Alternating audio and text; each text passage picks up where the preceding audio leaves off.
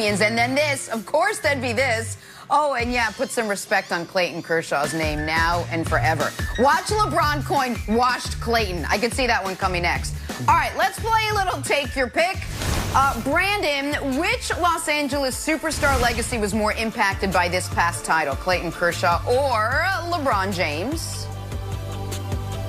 Kershaw, known as one of the greatest pitchers ever, couldn't get over the hump. He did it last night. He played well in the postseason. This is all about Kershaw. LeBron James was already in the conversation of the GOAT. Is he the GOAT? Probably not. That's up for a debate on another show. I just want to take a shot at Nick. I just want to take a little shot at Nick. It's probably Kershaw because Kershaw was the only player to win 3 Cy Youngs and didn't have a title. Also, bonus take for you, not a parade guy. So I disagree with LeBron, even if we were not in a pandemic. Just not a parade guy. Just not a big fan. I don't like linear processions. Just largely bored. Lateral maybe. Before I give my answer, good job by our producers getting lifelong and avid Dodger fan LeBron James into the show. He's never rooted for another baseball team. He's always been a Dodger guy through and through. So I'm happy for LeBron especially. He's suffered with them, over these last 30 years. The answer, though, Brandon and Wilds are right, is Kershaw. LeBron already was the GOAT, or if you want to say the second greatest player ever, fine. We don't have to argue about it. This was missing for Clayton Kershaw. He needed it. And I'm going to give a bonus tease, Jenna. Where does this put Kershaw on the list of the greatest pitchers of the last 100 years? I might have an answer for that in about 4 minutes, Jenna. Lineup the Dodgers feature is as potent as any team in the league.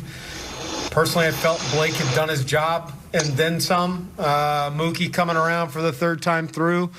I value that. I totally respect and understand the questions that come with it. Blake gave us every opportunity to win. He was outstanding. They're not easy decisions. And that's where I came to the decision. I felt it was best after the guy got on base. Barnes hit the single. Didn't want Mookie or Seager seeing Blake a 3rd time. I did everything I could to, prove my case to stay out there. And then for us to lose, it sucks. I'm not the manager. I don't make decisions. Asking for my opinion though, I think it was Blake's game. He was dominating. I don't really care what the numbers say. 3rd time through the order or whatever. There wasn't many guys making contact in general and no hard contact whatsoever. And I think we all wanted to see him go in there, or stay in there. But it's, Cash and everyone, they've been great this whole year with making decisions, and, it didn't work out for us right there. I was pretty happy because he was dominating us, and we just weren't seeing him. So, once Austin got that hit, then they went to the pen. I think that Mookie looked at me with a little smile, and we were just all kind of excited that Snell was out of the game. Look, you could say that every decision that Cash had made up until this point helped get the team to the World Series. There's a lot of head scratchers, and you can go back and look at it. But, Nick, did Kevin Cash give the game away when he pulled Snell as hot as he was playing? Listen, he didn't give the game away.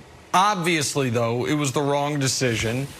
And this is one of those sports moments that is really, really complex and also incredibly basic.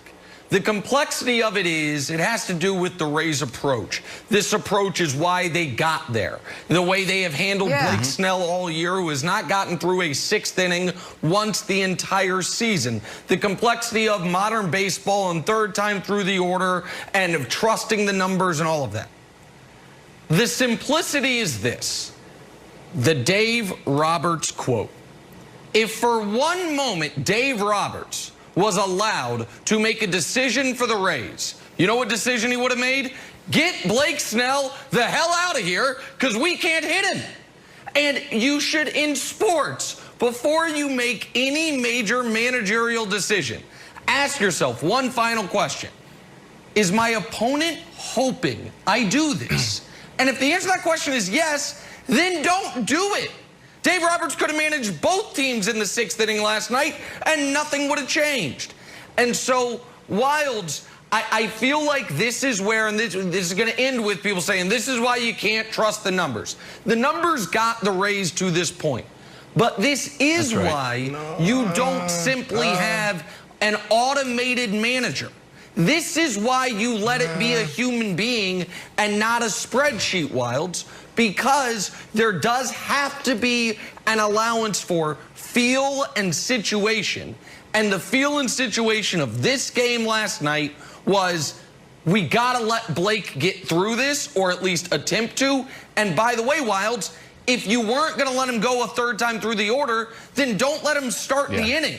And if you're going to take him out, certainly don't take him out for a crummy middle reliever who keeps giving up runs. It was just bad decision on bad decision, Wilds.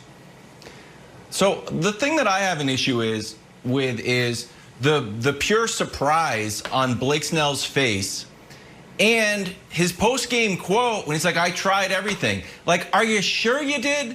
Are you sure you just didn't go and just get out there and the season played out just like it's played out the entire season? And Nick, you mentioned it. I'll just run through it super fast.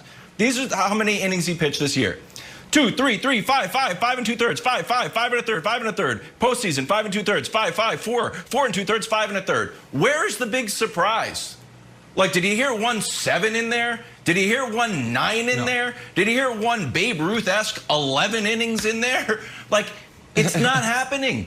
So if he wanted to stay in the game, if he wanted to go to Kevin Cash, Brandon, before the game and say, hey, you know what? I know you're giving me a chance to win the game. Give me a chance to lose the game. I want to go until my arm falls off. I want this to be on me either way. Don't manage ourselves out of this game. Then I would have bought it. But for him to be like, oh, and swearing when he comes off the mound, when that's the way it's been since July of last year, makes no sense to me, Brandon. Well, look, I'll tell you this, Wilds. I don't like it. And it's one of the things that, you know, I struggle with when it comes to baseball is the data and the analytics. Like, they're good, but they're good when you use them right. Let's go back to the NBA Finals. What did we see? We saw LeBron James playing extra minutes. We talked about how the other teams, the Clippers, and even the Nuggets, how they stuck to their game plan when they should have been using their players more. Look at Jimmy Butler. Remember that vision of Jimmy Butler so exhausted in the fourth quarter. That's what you expect out of your star players in those big moments. There's something about star players in big moments where they can give you just a little bit more or even a lot more. And that's why I was so disappointed, because he was so hot and everybody know it. So for me, this comes down to Cash. There was other situations in the game, obviously, but that was a defining moment. You got to leave that guy in there. That was bad for me. If I'm a player in that situation, I'm doing a little bit more than just cursing in my glove. Well, 2 points here. One is, you're not going to win an Elimination World Series game with 1 run. So the Rays' bats needed to be better, and that's kind of being lost in the sauce here. But the other point that I think is relevant, because Brandon brought up basketball, and I think this is where the sports can coincide and you look at the analytics. Wilds, you will remember this. All year long, I was sounding the alarm about Giannis's minutes. Everyone was over the moon. Look at what he's doing in only 31 minutes a game. And I said, well, the concern is in the postseason, to Brandon's point, he's going to have to play 41 minutes a game. And is his body going to be ready for it? When you bring up that all year long, and this is what got the Rays there, I get it. Blake Snell never got through 6. You never gave him a chance to see, can he figure it out? Can he find an extra gear the third time through an order? Can he, because in a playoff spot, in a World Series elimination game, we might need him to do it. So I get why Cash would say, right? I get why he would say, I'm not going to ask him to do something I haven't asked him to do all year. So the problem might be, Brandon, that they didn't ask him to do it all year. No. But here's my problem is that the reason why a lot of these guys got there, because they did things that was uncomfortable. They did things that they weren't supposed to do before. They're freak athletes. When guys are in the zone, you let them cook. You let them go in. You let them stay right there. And he pulled them too fast. Another inning. That's all people wanted. Just